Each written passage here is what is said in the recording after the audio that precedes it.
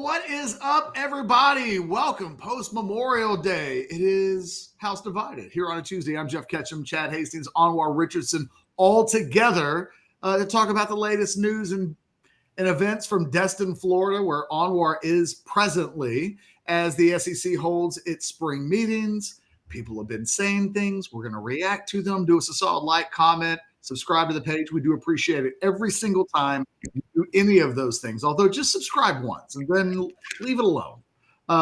Jump into the Specs chat. Send us some super chats. We will push you to the front of the line. Gentlemen, I hope everybody had a fantastic holiday. Again, Chad was pushing his daughter into adulthood through high school graduation, and Anwar sneaking off to horrible Destin to get in. Horrible. I hear it's horrible. That crystal clear water that I see. Punishing.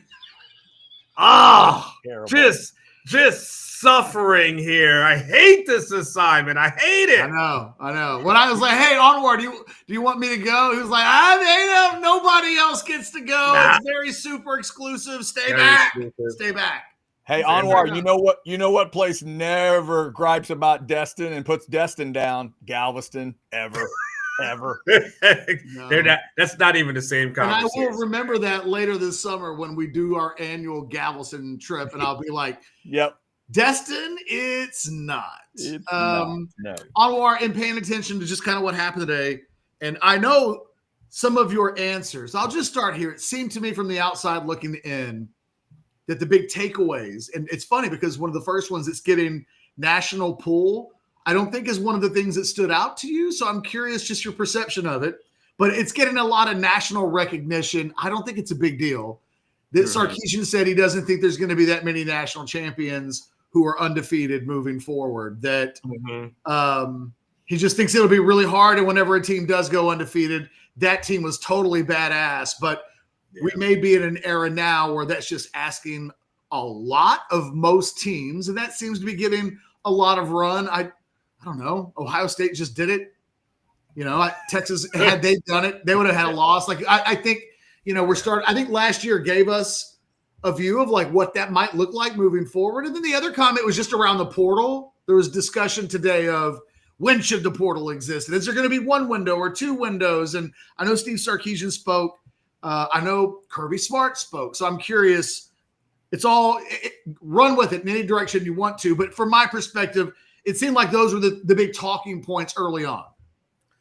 Yeah, I mean, there was a lot as far as that was concerned. I mean, Sark's got a point when he talks about how hard it is, right? Because Ohio State Ohio State lost to Oregon, and then they lost to Michigan, in that season finale, but they were still able to get to it. I think, his conversation, and, Sark's focused a lot on this, Catch, which has been how long the seasons are nowadays. And when you just Sark talks so much about 16 games, starting and ending in, January or so. And we're now start talking about the end of January. I think one of his points was like, hey, unless you just get a super badass Joe Burrow kind of team where, everything just kind of falls into place, it's going to be hard to do that. And I think, Catch, that kind of goes into the whole conversation, as it's kind of all ties into the same, right, Catch, which is the playoffs, because that's a big conversation that people are having here, SEC schedules, where it's just there's a big conversation, Catch, that's being had as to what does the playoff committee value and how do we achieve it? And does the playoff committee value strength of schedule, or do they just value your overall record, right? And that's the thing. I think what they're trying to angle here a little bit, Catch, with the SEC is saying, we got a pretty badass conference. We're really good. And it's really hard for us to kind of come out of this thing unscathed, especially as we move to 16. And so the thought process is, okay, they're kind of setting the groundwork like, hey, we want these certain things to matter and we want certain things to be important. And what we want the people to understand that's important is this is a badass conference. We're going to have some losses. That needs to be taken into consideration when you start weighing us against these other conferences who maybe don't have as many badass teams, but they're not playing the schedule that we're playing. I think there's a conversation to be had, Catch, that, and I heard Andy and Ari talking about this recently, which is, and I'm going to say recently this morning, which is, it seems like there's a lot of people who are mad at Indiana. I think there's a lot of people in the college football world who are mad that Indiana was able to get into the playoffs as opposed to some of these other programs like SEC programs, that they were able to get in and saying to themselves, like, they didn't face a schedule like we had faced. And Kalen DeBoer was asked about this morning when he's asked about being left out of the playoffs. And he wanted the comment that he made was, you wonder what would have happened if other people would have played our schedule. Right. And so that's a zing, right? Where now I know, right? They'd have beaten Oklahoma. That's the answer to that question. Well, and that's the thing. That's the other part about, it's the tricky part of this conversation, right? Because Alabama can focus in on why they didn't make the playoffs as opposed to ignoring why they didn't make the playoffs. To your point, Chad, it's because of games like that where you look at it and say, what the hell are those guys there doing?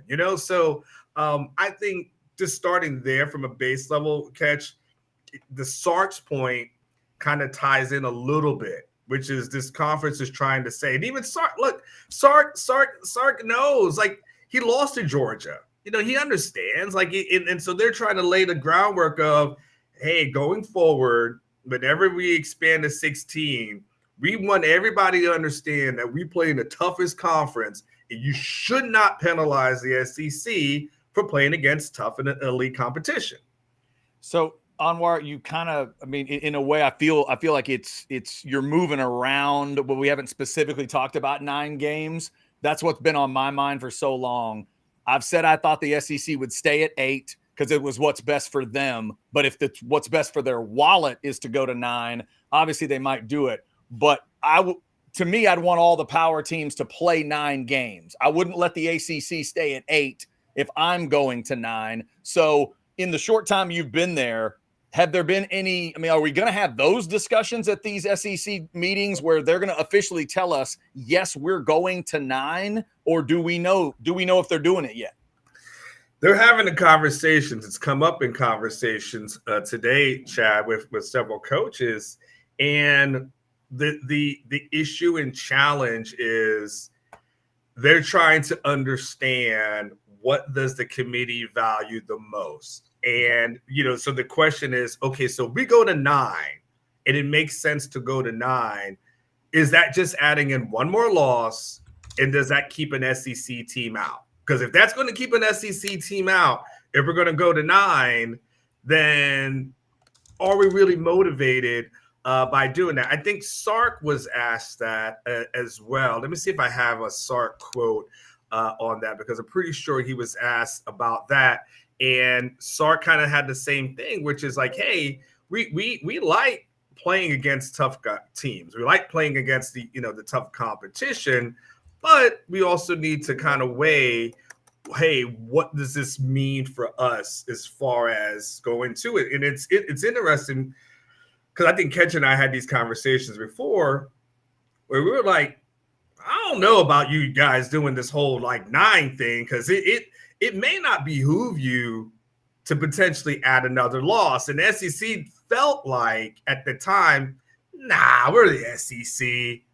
Nobody's going to keep us out. Like, are you kidding me? Like, do you know who we are?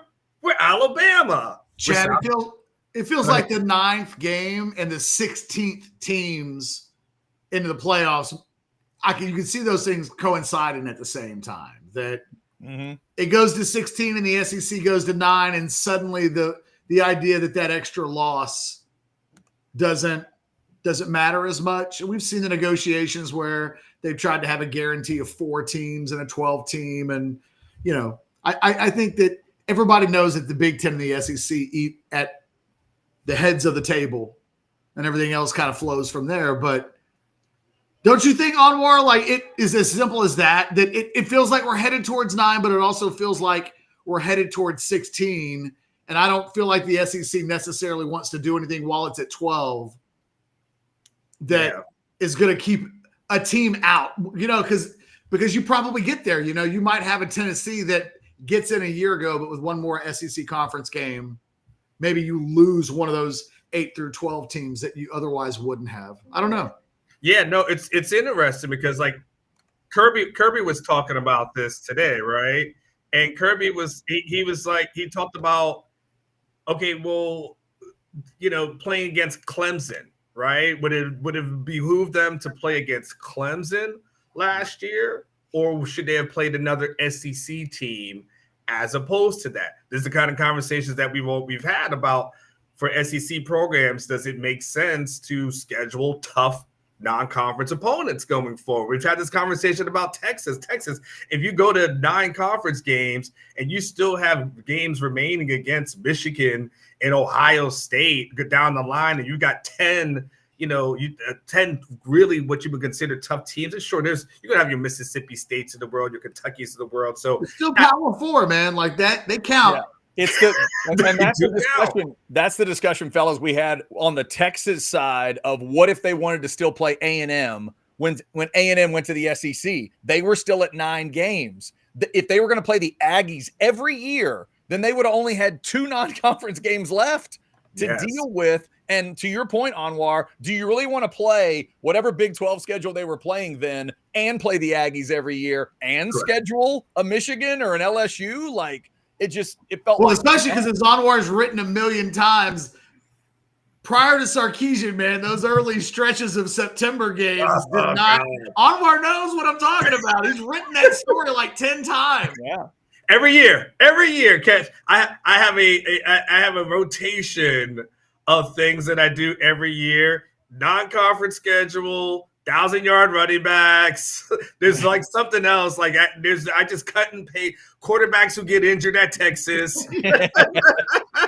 I just keep updating it and adding to it every year. And I think that's where we're at with the SEC right now. It's really interesting where, again, they're looking at everything from a scheduling perspective and saying, okay, because I think their belief was that I think the SEC is struggling with not understanding how South Carolina, Ole Miss, and Alabama, how all those teams didn't make it. To your point, Chad, there's reasons why, right? Yeah. But at the end of the day, they're saying, no. We played these tough teams. Like, what the hell are you guys talking about? And so now it's just a matter of, well, okay, so if we go tough with 9, then do we just do a super soft non-conference schedule going forward and just stack wins as much as possible because we want to get teams in? That's why you're also having the bigger picture conversations of, okay, and the Sankey got mad. I'll be honest with you, for a beautiful place, these people are really pissed off this week. I'm not going to lie. Angry. They're very angry, and it's like going to Disney World and being really angry, Catch. Like, they're like, damn it, man, why do you want these mouse ears? It's like, Sankey showed up yesterday and was like, I got people in my hotel room asking me why we're even in the NCAA. It was like, yes. He's like, man, I don't know about these people issuing press releases telling me what we should and shouldn't be doing. He was literally, I was like, damn, he was literally like some hit him up, like, F you click and the click you claim. Like, it's like, they're really angry. Like, they're angry, Catch, about Sankey was mad. And now the coaches are a little bit upset. Again, Kirby was the guy who was questioning, well, should we even play Clemson? Maybe it helped us. Maybe it doesn't help us. Like, there's a completely inappropriate joke that I'm going to tell you when this broadcast stream is over. So remind me. Before we go any further, I feel like a dum-dum. I didn't mention the title sponsor of the show, Texas Card House, Hijack Poker. I was in the 9 a.m. free roll earlier today, and let me tell you what happened. I forgot I was in the tournament. Like I had a bad hand, lost a lot of my stack, started doing something on Orange Bloods, and then I was that guy that forgot he was playing poker. May have been some Rogue products in the air. It's hard to say. When Orange Bloods, sponsors collide head on. Nevertheless, I had a good time. It was the free roll. Play right now for real money against real people, real poker. Scan that QR code. But we love the fact that Hijack Poker, they're sponsoring us going to SEC Media Days, along with another one of our fantastic sponsors, and they're the title sponsor of this show. So shout out to Texas Card House and Hijack Poker. Did you say you forgot you were in the tournament? Yeah, because I wasn't playing on my phone. I was playing on my screen. Now don't feel bad. I currently have like 35 tabs open. Don't feel bad. It happened to a softball team that I know recently. Sorry, go ahead. Well, but like they were in the tournament. I think I forgot, and then I missed a couple of rounds of blinds, and then I went back to it, and I was like, "What do you mean I can't?" I tried to get back at the table, and then I was gone, and then I realized, I just got blinded out. Like it happens. It doesn't happen all the time, but I'm going to blame that one on the Rogue, because that literally I was in the middle playing cards. And then I think I even might have went to like a thread that Anwar was involved in, the Sunday Pulpit thread, and I started responding to that. The next thing you know, I might as well have been on Jupiter as far as the poker game was concerned. Thank you, Rogue Shop. I like Jupiter. Jupiter's not the worst place in the world to be on a Tuesday morning after Memorial Day, just as Destin's not a terrible place to be. And again, if you're just joining us live here on House Divided, Anwar in Destin, Florida for the SEC spring meetings. The portal, Anwar, you mentioned that we haven't gotten to it yet, but before we went on in a little pre-show conversation, you mentioned that stood out to you today. That's another thing they're mad about, man. Yes. More anger. Catch. It's such a nice place. I don't know why. And they don't like these young people making money in the spring the second time around when the portal comes around. It's hard on these coaches. So now they're mad about the portal and having 2 portal windows. Okay, they don't want to have 2 portal windows. They definitely don't like. None of them like it's in unison. Whether it was Sark, whether it's Kirby. I think Elko may have had a conversation with him. And by the way, Chad, there is a Elko conversation about Texas A&M becoming the premier college program in college football. There is that for you. We have that coming. That did come up today. Is that? I was going to say. I would assume he wouldn't get. I would assume he wouldn't get to Destin without somebody asking about that one. So that happened. So file that away for yourself. Who asked that question? I don't know. I don't know who asked it, because there's a lot of national guys here, so I'm not quite sure who asked it. But that did come up. There's another one. Just catch for you. Sark talked about how much he loved the offensive line. Why they didn't need to go to the portal. So there is that as well. So, but just put some mental notes. So what is your talking points, Chad? What are your talking points? I'm going Aggies as soon as we're done with this, just so you guys know. Portal-wise, they're upset because they don't like the December window. I think you've heard Sark talk about it as well. Hey, they're trying to get ready for the playoffs. They're trying to deal with retention and acquiring guys at the same time. I think they all agree that December is not the time for it. None of them want to do it in December. There's a question of, okay, should we do it in the spring? And then the spring portion sounds good. But then I asked Kirby about that. And he said, then he went off on a tangent, not against me, but he was like, he was saying like, if the tampering, he thinks would be crazy from January until April if you just said, okay, we're going to do it in sometime in the spring.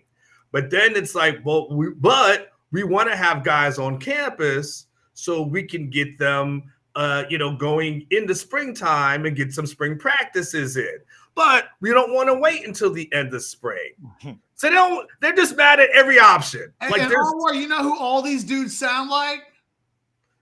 They sound like members of the HOA who complain about everything? Well, yes. But those people also sound like people that haven't lost every lawsuit in court that they've had about, like, these coaches are like, man, I don't know if we want these guys being able to move in January, but maybe we should have them move here. And we don't like it when they move here. And it's at the end of the day, the NCAA is like, fellas, we hear you.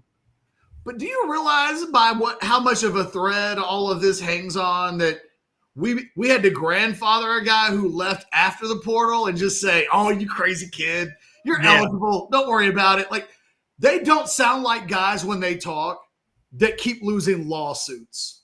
But their bosses, they keep losing lawsuits.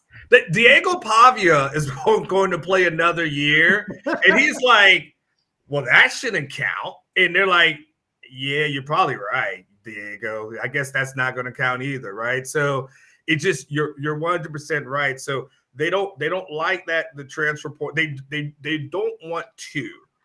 They would prefer for it to be in one window at some point in the spring. But here's the challenge, Catch, and Chad, to that. Classes begin in January. You have no midterm guys. They will lose that lawsuit the first time they try to tell a guy at mid-semester that he can't transfer like a normal student. It is still an academic institution. I know it gets lost in the conversation, but it's still an academic institution where without a collective bargaining agreement to boot.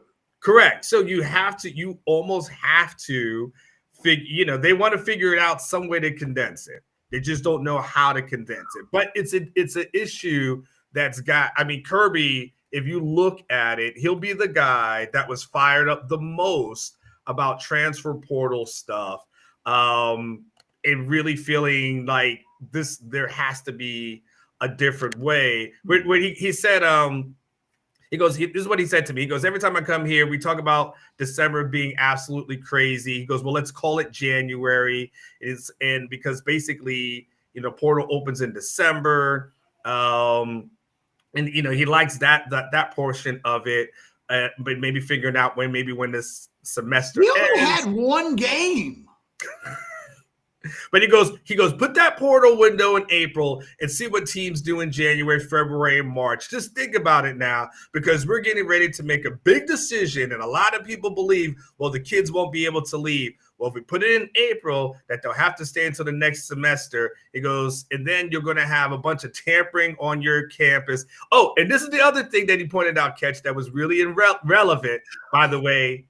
And then 33% of your cap, in other words, what you paid guys, will be leaving in April. Because remember, these institutions have to start paying out of that $20.5 million. So their other thing is, well, we don't want to pay a guy in January and then he leaves in April, and we've already lost our money. Again, these guys talk like they are working in a world where they're so used to working without like supervision. Remember like the days of Art Briles where it's like, tell the sheriff to call me and I'm the first. They're so used to living in this world where they have so much control. They can't help but think about this selfishly and without the rule of law involved whatsoever.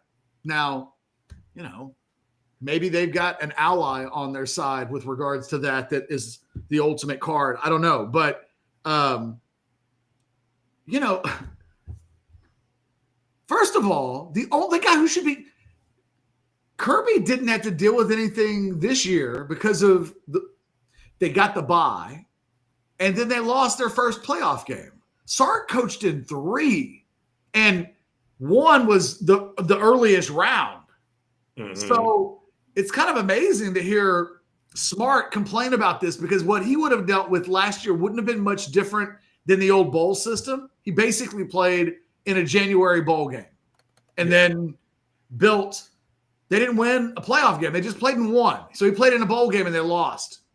That's not anywhere near what Ohio State and Texas, what those situations look like coaching 3 games in the span of what Smart had to deal with. So if anybody was going to stand on a table and go, yo, you guys have no idea what last December and January were like. Yeah. Let me tell you, feels like he's the guy that should be telling that story. Mm-hmm. Kirby Smart sounds very like pampered and privileged. It's like, oh, and I had to coach in a game in January. And it's like, oh my God. Okay, well, they paid you $10 million, right? Like you got compensated for the difficult month of January that you had where let me see this again. You had to coach a bowl game, which you lost, and then you had to deal with the portal. Yeah. Right? Yeah. That's it. That's what we're complaining about, Mr. 10 million plus a year. So it's weird to hear Kirby go in on this where it was like, Kirby, I don't know. They're all in their feelings on War. They are. But can I give you one? Is there anything they're happy about? Yeah. I had a question about happiness we'll get to, but apparently there's no happiness in Destin. I didn't know. Was there anything I'm happy. I'm the only guy that's happy here, apparently. I'm happy. I'm sure there's other media members, I'm sure, that are happy. They're in Destin, too, but it just doesn't sound like the coaches and administration. Well, Sean Miller seems kind of happy. But, hey, can I tell you something real funny about Kirby, though, Catch, that you'll like? And Chad, you too. At the very end of his press conference, here was the question. He goes, somebody asked him, you had some pretty noteworthy quarterback competitions. And I think you once famously said that the plan is there is no plan in terms of where you sit right now in your quarterback situation. So tell me where you sit right now as far as your quarterback situation as of spring. You know what he said? I'm excited about both those guys. They both played really well, and they've both done a great job, and they're working their tails off, and they're Georgia football players, and they love Georgia. The end. Now, Catch, I don't know about you. Hey, man, you people know I don't have to say it, Anwar. I don't have to say it. Didn't it sound like I got really 2 good quarterbacks, and I love them both. He was like, hey, what do you feel about your quarterback situation? I've got quarterbacks. Yeah. And the fact that Stockton's name didn't come out of his mouth immediately tells you something. I got 2 good ones, and they both love Georgia. Yeah, that is. Well. And look, man, I'm telling you, I will continue to point to, I think the best version of Texas that we're going to see is going to be the 2026 version, assuming that Arch Manning comes back for that second year. That should be peak Sark. I think that will be Steve Sarkisian's best team at Texas. Yeah. But you look at the top 5 teams. I did a show on it yesterday. The top 5 teams with elite talent stacked at the top of the top 5 teams. Texas is the only one where if you ask that quarterback question, you know exactly who it is. You know exactly what your expectations of him are. They're sky high. And Sark wouldn't back off of that. He wouldn't say, no, we really want Arch to just be a bus driver. And if he's honorable mention, all SEC level good, hey, that's a growing step for him. That would be good. No, that's not the talk. So it's the thing that separates him, that if you ask Sark that question, he knows who his guy is. It's full speed ahead. And whether it's Ohio State or it's Georgia or it's Oregon, although maybe they know kind of who their guy is, but he's unproven, even if it's Dante Moore, or if it's Alabama, like nobody's got Arch Manning. That is the advantage that Texas has this entire season is on paper. They should have the quarterback edge. And like that question being asked to Kirby Smart is checkmate as far as I'm concerned. Yeah. All right, let's get to some happiness, fellas. First off, we are always happy when you throw super chats at us. Jay Lee did earlier. Just wanted to give Catch some love for yesterday. Great stuff, Catch. Thank you for what you do. If you missed the super blue chip rundown of where Texas stands, you can go check that out on yesterday's show. Jay, thank you for that super chat. If you guys want to throw super chats in, we will certainly do that. What's that? What'd you say? I said I was pretty great yesterday. You were pretty great. I didn't need you at all. That was It's just me ripping. Sometimes you just get in the way sometimes. Story of your life. Hey, I know sometimes I get in the way, so we should just be able to say the quiet parts out loud. Yeah. Story of your life, Catch. Anwar, I have a question about happiness after I pay a bill here, and it's one I am excited to pay. I'm excited to tell people that AV Consultations is back. You're going to be hearing more about them. You're going to be seeing more things about them. We've got new spots being made right now, but here's your bottom line. This is the place if you are jealous of somebody's screen, if you're jealous of the size of somebody's TV and your family, friends. We just went through a graduation party. Did you go to a graduation party and you heard a sound system that's better than yours? You saw some landscape lighting that's better than yours? They do all that kind of stuff. They did some work for us on cameras outside the house. You need a new surveillance system. Maybe you moved into a new house and you need everything. AV Consultations has been doing it since 1988. So they are in year 37, locally owned and operated, just doing the best work. AV Consultations. Remember the name, remember that number, 255-8678, or you can go to avconsultations.com. I promise you they will make you happy when it comes to all your audio visual needs. All right, Anwar. So we've talked about frustration for some in Destin, but I'll also argue over the first season of Texas in the SEC. I feel like a lot of frustration is kind of caused by Texas in a way, because they've shown up in the SEC and they've shown up with, a loud start. So let me go to Sark. What'd you get from him in terms of mood, in terms of presentation? He's always got that great ability to come off cool and slick, and I always say effectively boring. He's always got that ability to do it. Did he do it again in Destin? Did he show up and give you A-level Sark? Sark is fine as long as you don't ask him a hypothetical question. Like, that's the only thing that's his hot button. It really is the one of the few things, and maybe sometimes red zone or something like that. But overall, I thought Sark was fine. I thought that we were fortunate. There was 2 sessions with Sark, and this is kind of a common media thing, which is if you have some local writers, you give your local writers that coach for a few minutes before they go on a podium. It's a pretty common practice. That's NFL usually does it. College football does this as well. So it's not uncommon for that to happen. So there was a small local session where Sark spoke to us. And then it was kind of a bigger session when he spoke on the podium. I think that there was I think he's Sark with Sark. I think he kind of ends up being the more measured guy of the bunch. Like, Sark makes points and he makes little jabs here in the media here and there, but he's not as passionate about it as Kirby Smart is. Like, he's a little bit measured and stuff. There is a part I thought Catch would be interested in. It's going to take me a second to find. I guess I could have queued it up, but I did tape Sark, recorded that video. If you want to watch Sark's his media interview, that's on our channel at this moment. Catch, allow me though. There is a part in here that Sark does talk about the offensive line. Should be towards the end, and let me see if I can find it for you, okay? Ooh, a Sark scanner. Yeah, sorry. I'm pretty sure it was one of the last questions here.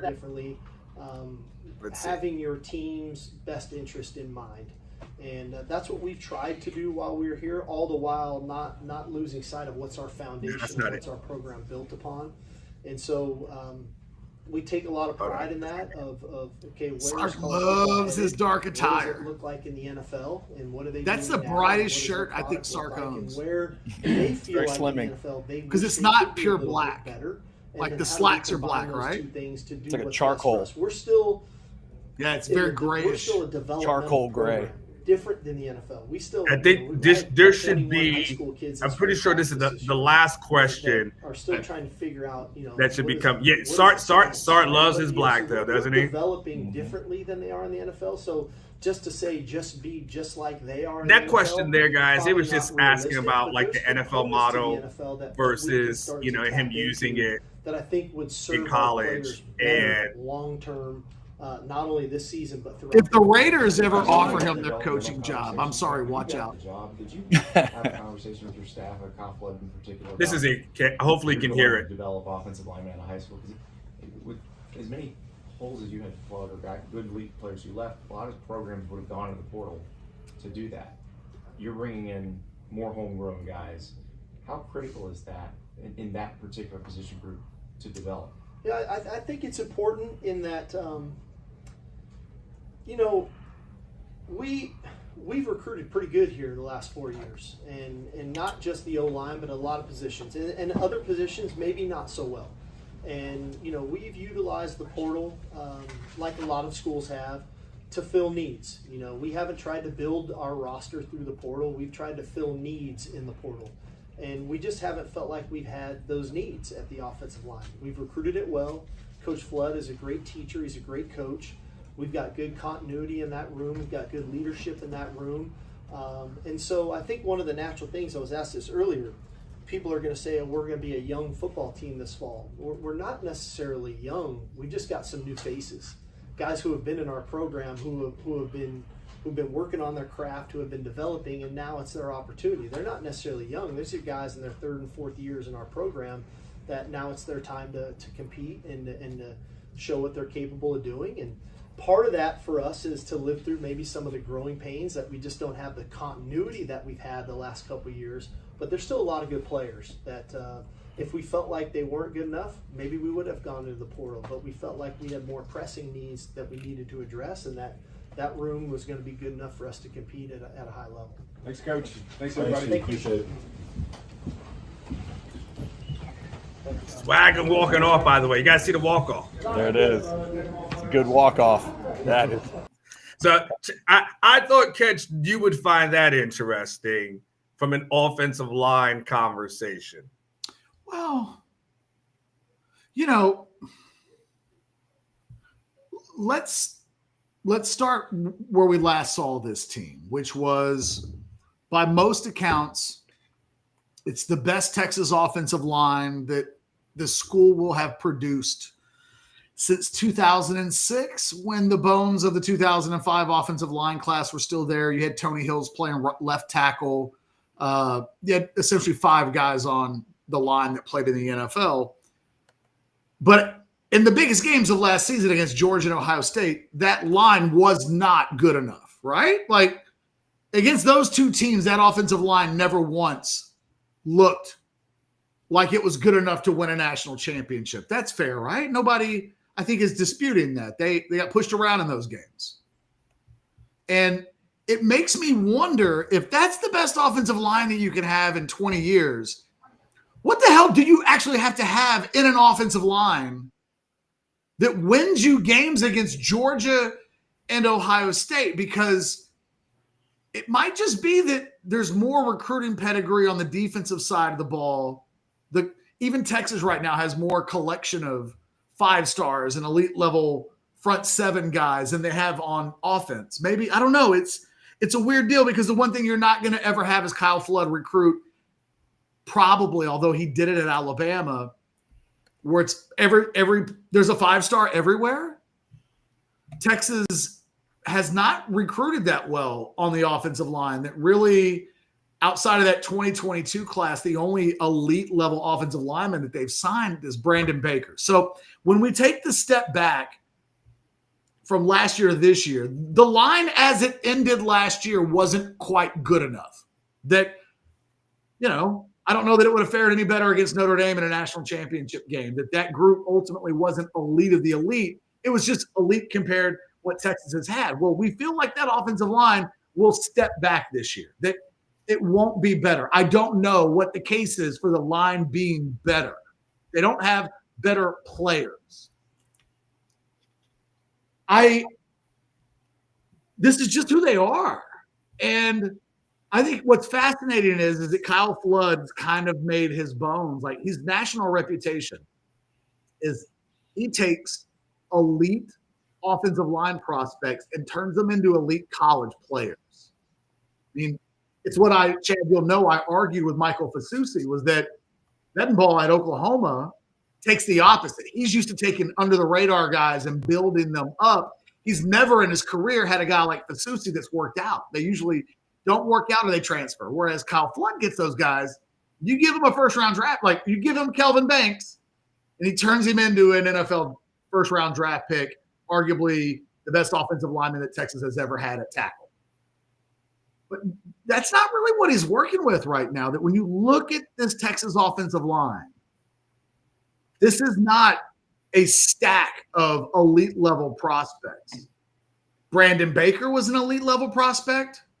Trevor Gooseby should have been. He wasn't, but I think we almost grandfather him in, and like we think he's set at left tackle. But everywhere else, these guys just either weren't good, like great prospects, or they were like great prospects, Neto Umuzolo among them, but they haven't been great players by any stretch of the imagination through 3 or 4 seasons.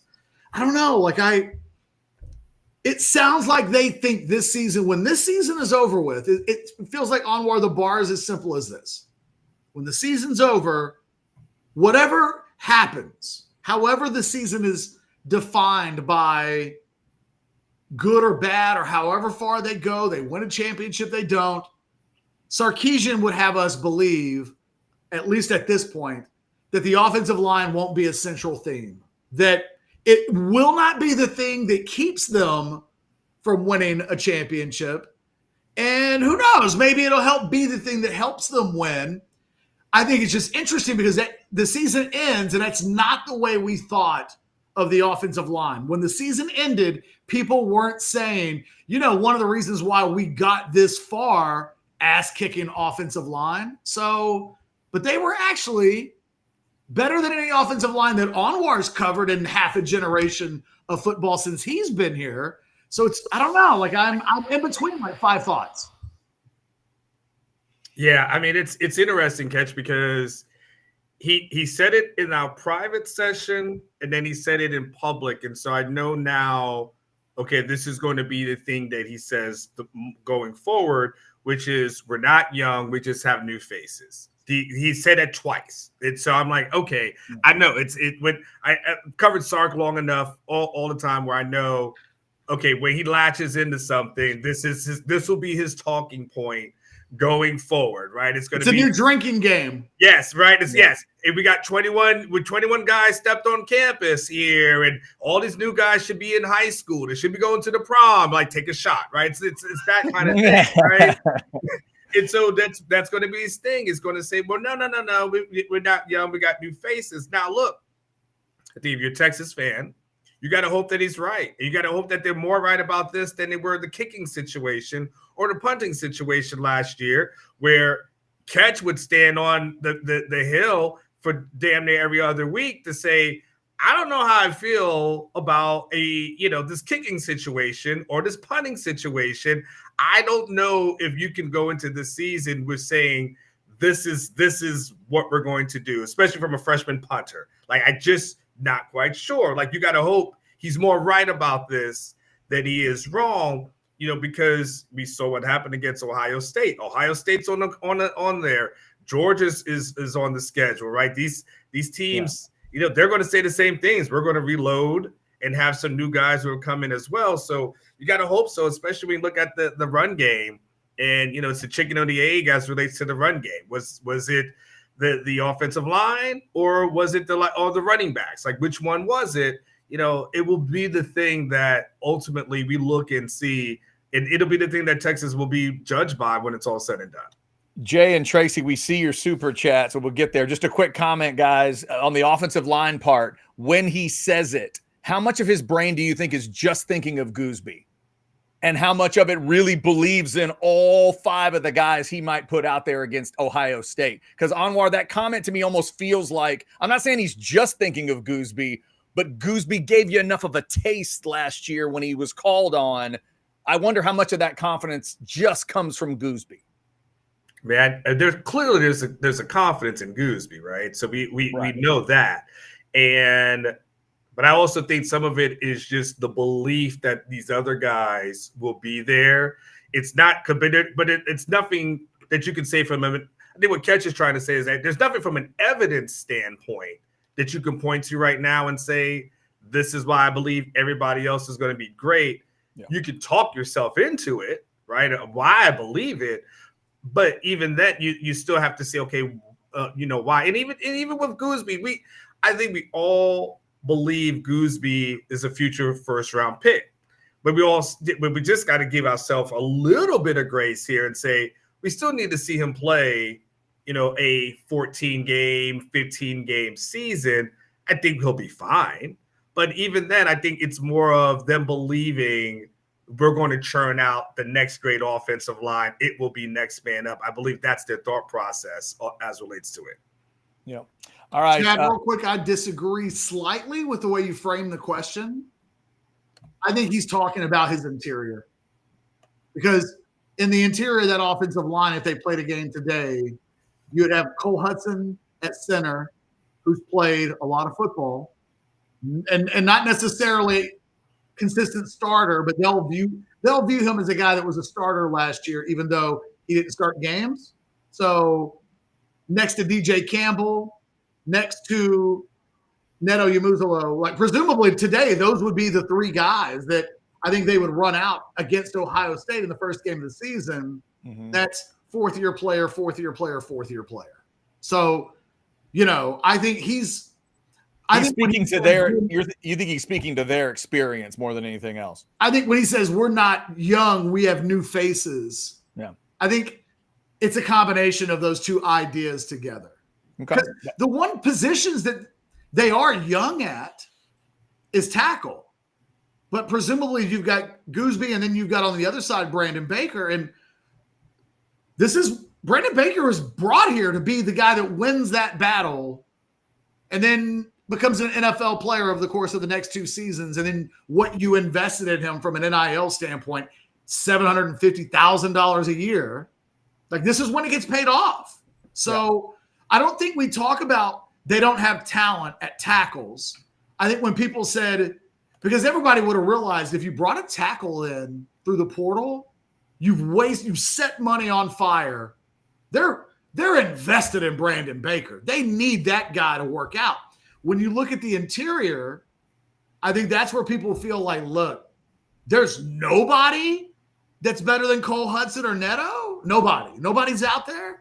And I think what Texas is, and we know that they would have went after Emmanuel Pregnon from USC, who transfers to Oregon, and offered him a lot of money.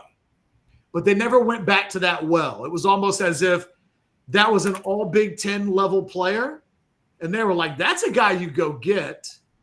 And I understand this because I wrote about this in my column on Sunday, my 10 thoughts from the weekend when talking about running backs. Too easily at Texas and with Texas fans, and I put myself into this category. Anwar will know this is true, although I think I have enough self-awareness that it's true that helps me with this. But we've talked about Sarkisian. Sarkisian does not look at players from lower levels of football and think they're automatically better than the guys he has. And if you think back when he first got here, he would rather have had Alabama scrubs. He'd rather have Ben Davis than anybody else. Like, I'm good. If they're not at Alabama or LSU or something like that, I'm good. He wanted those types of guys. In the portal, 10 of the 11 guys they went to go get were major conference football players. So other than the quarterback that they just went to go get, like they have been committed to, they like power conference guys. And too easily, Anwar, we look at like a running back that's at Tulane that rushes for 900 yards, and we go, oh, well, that guy's an improvement over anybody at Texas that didn't rush for that. And it's like, well, maybe. Or if those guys went to a combine, the dude at Tulane would still only have offers from Tulane. That sometimes the numbers in college athletics don't translate to that means he's better. And I think Sarkisian will look at his offensive lineman and go, okay, I see what you're saying. And there was a an offensive lineman at Tulane that started 2 years and was American Conference honorable mention. I don't think he thinks that guy can play at Texas against Georgia. And so I do think part of the elephant in the room on this offensive line thing is he's just not going to go out and get guys who at the end of the day have to turn around and their assignment is go block Jack Sawyer from Ohio State with the game on the line. Yeah. Do you think you could do that at Tulane? And I think every single time he thinks the answer is that dude is not helping us beat Georgia and Ohio State. I'll run with the guys that I have. It's not how I would approach it, but I totally understand.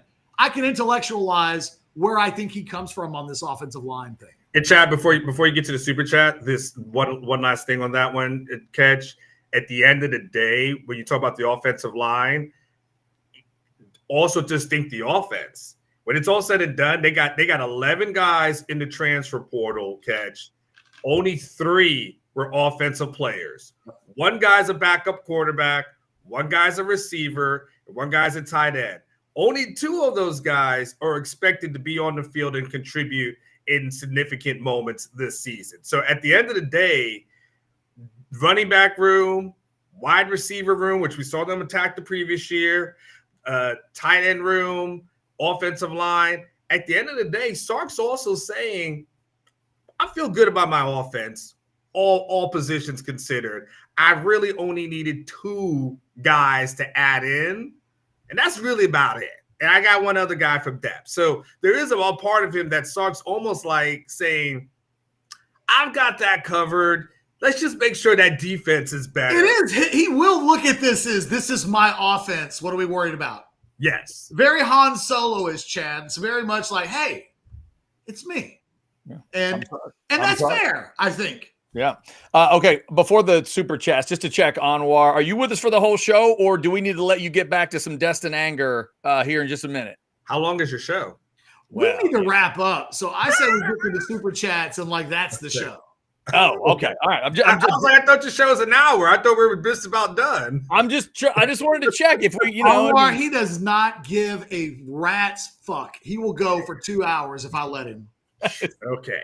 Well, wow. Super chat it is. I have no comment other than we got a $10 super chat. And I do have a 2:00 downtown appointment. FYI, I didn't mention it before the show started, but I got to go to Dr. Camp's office. Fair enough. $10 super chat. Herb Street weeks ago said the formula to a natty right now is a veteran team, since it's so hard to have right now in the portal era. Michigan 23, Ohio State 24. That's not really where our team is this year. Thoughts? Jay, you're right. It's not an old team.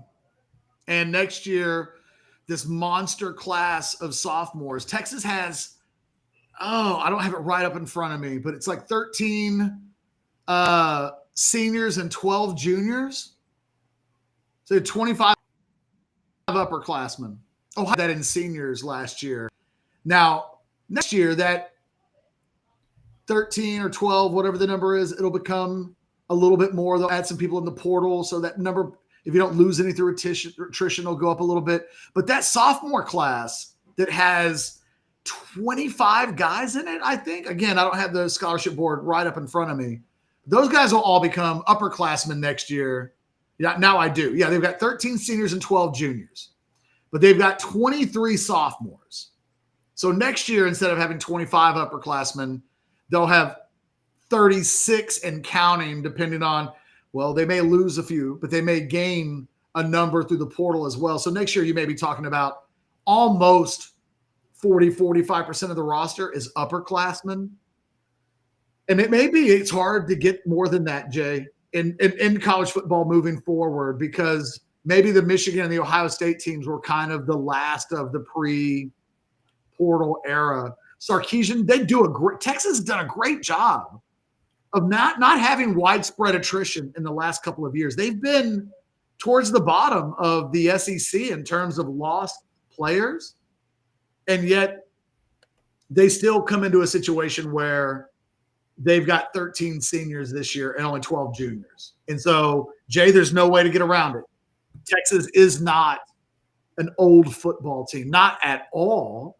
And it might be that when we get to the end of the season, we'll say, Catch, you know what? You know how you pointed towards 2026 as maybe the year they're better situated to do such a thing? Maybe when it's all said and done, we'll look at this and go, you know what? We should have known in advance. Kind of a young team, not upperclassmen laden in key spots. And they're not. They're not. So, their tackles, sophomore Gooseby, redshirt freshman Baker, like they're going to be young in some spots. So, anyway. Jay, thank you for the $10 super chat. This $10 version is from Tracy. He wants us to do some work. $9.99. Which Texas players do you predict will attend the SEC Media Day when examining Texas single season records, both team and individual? Which records do you believe are likely to be broken this year? Man, it's like a homework question from Tracy. Well, Anwar, I'll work on got this. Tell us who's going to SEC Media Days. All right, SEC Media Days. For sure, Michael Taft is the first guy off the bus for that. They're taking Arch. Got to be Arch, right? They have to. They have to take Arch. I would say Anthony Hill is probably going to go as well. DJ Campbell. Maybe. I don't know if he's ever spoken to the media, so I can't put him out there yet. Well, who the hell else would they even take on offense? The only guy I can think of is Gooseby as a potential, because he was really good when he spoke. They won't be a receiver that they take. Yeah, but would taking Gooseby over Campbell or Hudson, like that would be like a jump in. I don't know. But I don't think Campbell, or if I don't remember Campbell or I don't know if Hudson. They haven't done interviews, you're saying. I don't remember. Maybe Cole Hudson spoke in the spring. I'd have to go back and see. He spoke. I'm looking through guys who spoke.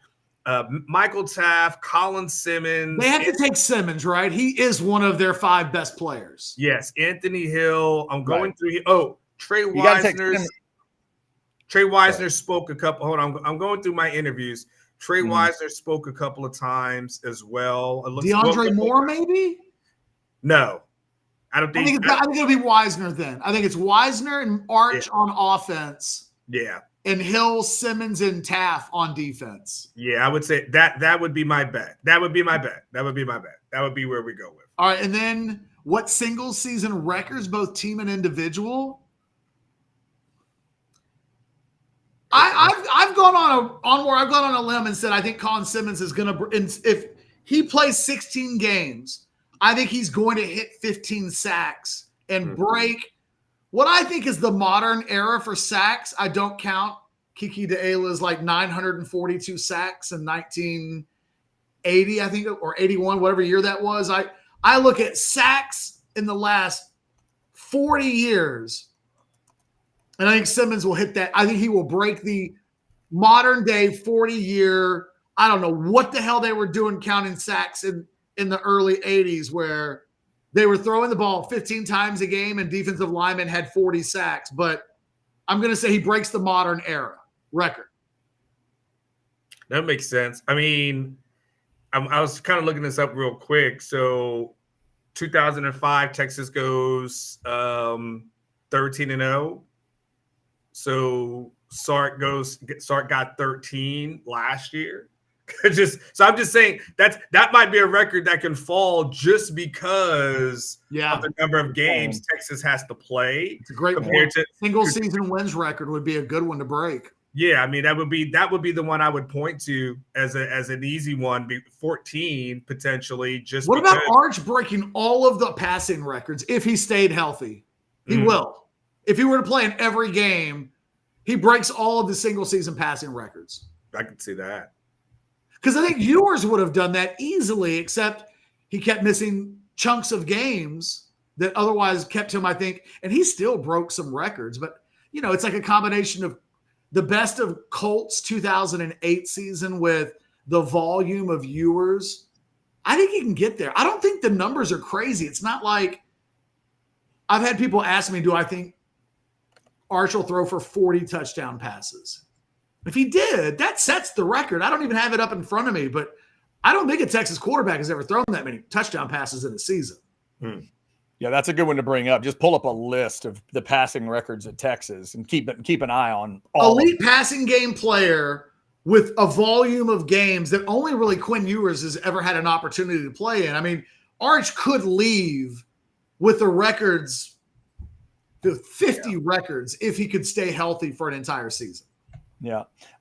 Tracy, thank you for that super chat. Another couple super chats came in while that was going on, and we appreciate that. Get to those super chats here in just a moment. Couple of bills to pay. Outside of that, let me tell you a little bit about sinus and snoring specialist. My kid graduated from high school, so we had to move people around the house. My parents slept in my bed. So my wife and I came in, we slept in the hall of helmets right here. My wife slept right over there with the CPAP machine. I slept right over there, and I had the dental device that I wear every night because we've both been to sinus and snoring specialists. We plugged the CPAP into that Pittsburgh Steelers helmet behind me, and my wife slept like a baby. They can get rid of your allergies for good. They can figure out what's going on with you, sleep, apnea, snoring, all that stuff, sinus infections and sinus headaches, whatever you go through. They'll make sure you're feeling right, and they'll make sure you sleep good no matter where you're sleeping, on trips, vacations, visiting friends and family. Hell, if you have to sleep on the ground,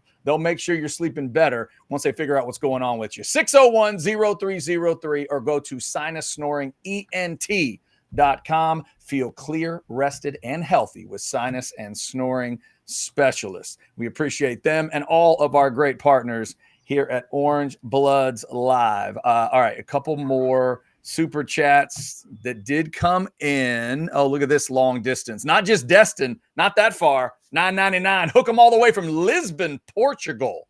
Thank you guys for all your hard work. Keep crushing it. Nice. Cesar. That's a beautiful place to be checking in from. Cesar, now on vacation.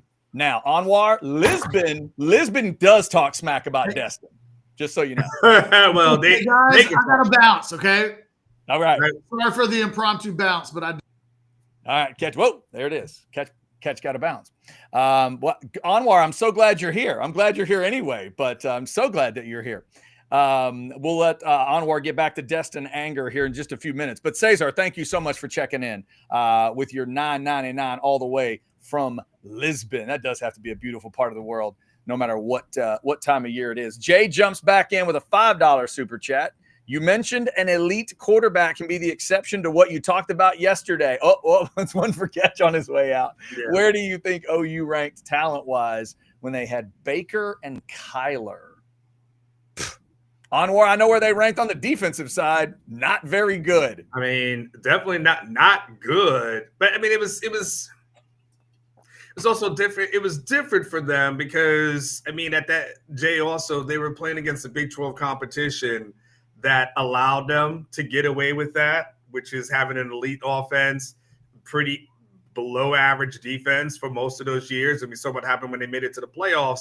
But, that's not the formula. And it's a formula that they clearly, OU is still trying to figure out what to do going, now. But that's not a winning, formula, whatsoever. Now, it does help when you have two Heisman Trophy winning quarterbacks like that. That's pretty good. That's a really, really good thing. And Baker and Kyler were absolutely phenomenal. Like you said, Chad, from an offensive perspective, we know where they were. Defensive, pretty damn bad. Yeah, they couldn't get to the finish line because they couldn't tackle enough people when it mattered. They needed some of that early era Bob Stoops badass defensive talent, and they didn't have it. Tommy Harris wasn't walking through the door, and neither was Dvoracek or Marshall or Strait or any of those dudes. You'd look all over those defenses and be like, who scares you? And there might have been one guy on those teams that was really scaring you on defense. They had to score. They'd score. Anwar, what'd they score against Georgia in the Rose Bowl and lost? Like 52, 48, whatever it was. Mm-hmm. It was crazy. Yes. Jay, thank you for the super chat. We appreciate you. We thank all you guys jumping in. We also appreciate Specs for bringing you the chat. Up over 500 of you in there. Tequila fans. I think I have a tequila fan joining me right now on House Divided. I think he is. They have any tequila for you in Destin, Anwar? There is tequila. I had a little bit in a drink last night, but there we go. But yes, I had a little, nothing too crazy, but definitely yes. If you have run out of tequila or you just need more, remember there's a sale at Specs. It's tequila time. Who's ready for a margarita? Shake things up all month long with discounts on Blancos, Reposados, and Añejo tequila during Specs Tequila Sale. When she says reposados, I want to drink. That word just makes me want to go have a margarita right there. Oh, look at this. Somebody's throwing you a quick buy or sell, Anwar. $5 super chat. Anwar, buy or sell. Not a single Texas player is on the cover of the Standard or Deluxe, and you think we should have one. This is apparently today's the day that what would be College Football 26 has come out, or 25, 26, however they label that. The video game, and not I guess the player's not on there. So you think Texas should have it? Who's on the cover then? Do you have any idea? I have not seen it yet. It must be like I'll do a quick search. I'll be honest with you. Look, last year you had Quinn on the cover. So all I've heard is how that didn't work out well. So I mean, when it's all said and done, if you don't have a Texas player on the cover, consider that maybe your reverse jinx, your reverse blessing, or whatever it is. Like you don't need that. Maybe that's the curse. Like I don't know. They had a Michigan player on there, a Texas Quinn, and they had the kid from Colorado, right? Yes, Hunter or Travis. Hunter, it wasn't Shador. I believe it was Travis. From what I'm seeing, Anwar, from what I just saw, it's the two young stud receivers that showed up last year as freshmen and are back as sophomores, Williams at Bama and Smith at Ohio State. That's what I with a bunch of logos and stuff behind them. Like that's the cover I just saw. Well, Smith from Ohio State is an absolute stud. Jeremiah Smith, so you're talking about, yes. Right. That I'm guessing is maybe the way it's going to go. So Arch Manning should be. I mean, I'm sorry. Yeah, but someone says Arch declined. So if that's the case, Arch declined. Okay, there you go. Which I can believe, that I can see them not being a part of that. If I was them, I'm not giving away my images and my name NIL for what should. I'm not going to make them millions with my face on the cover and only get a portion of that. Like I'll be damn on that one. Yeah, Steven is saying Arch and Sark declined. So there you go. How would Sark be on the cover? That's weird. Yeah, that would be a little bit strange. Anwar, before we wrap up, anything else jumping out from you right now from Destin, from what you've seen so far? I mean, look, there's more. And look, maybe I need to come back on tomorrow and maybe talk about the Elko comment. But I would just say this. I'll have more on Orange Bloods this afternoon. There, I'll be popping in. I might do a show tonight. Like I got to figure these things out. The only other thing within the next, I think at 2:45, I'm supposed to be on Feinbaum. So nice. Feel free to go watch and support and tell the producers over there that the show got much better when I was a guest on there. Yeah. So I should be on in the next hour and change. To clarify, 2:45 Eastern or Central? Central. Okay, so 2:45 Central time. If you're I'm gonna go back here and get some of these snacks that I got for the kids. I'm gonna eat a little bit of that. Someone's asking me about that. When you take kids on vacation with you, any parent knows like you got to stop at the grocery store. So all that's their crap back there. And so I'm gonna eat a little something and then do the Feinbaum show. It'll, like I said, about another hour and 30 minutes. There you go. Speaking of eating a little something, let's give Hayes City Store a little love. There's the night scene at Hayes City Store. Jeff's favorite hot mom is in that picture. A nice dog down there, maybe a Labradoodle, if I had to guess, is in that picture too. Hayes City Store, there is the QR code for you. Did I get it to come up? Why didn't it work? Anyway, I thought I was getting the QR code to work for you. It is one of our favorite places to go eat, go relax, have a great time. Travis and Tamara are big Longhorn fans, so they're definitely ready for the season. And in the past, they've helped us get to SEC Media Days. And Got a feeling they may be doing that again this year. Maybe one of our travel sponsors, because I know Travis may be looking forward to heading to Atlanta for SEC Media Days. Hayes City Store, FM 150 in Driftwood. Start out with that home run dip, and you can't go wrong after that. The menu's incredible. They do make sure to cover every single detail that you could imagine out at Hayes City Store.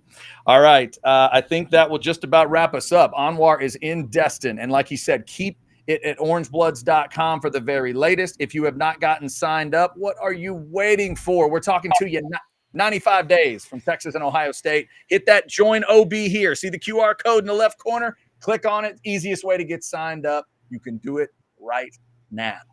Anwar, thank you for jumping in today. Like Anwar said, I got a feeling like this isn't the last time we'll see Anwar this week. He's the only happy person in Destin, him and Sark. That's about it. He's happy to be in Destin. Sark is happy to be in Destin too. Sounds like everybody else might be a little upset. We'll get some of that as the week goes on. Thank y'all for joining us. We'll be back tomorrow for a Wednesday edition of House Divided. Y'all take care. Thank you for liking, subscribing, and getting those notifications to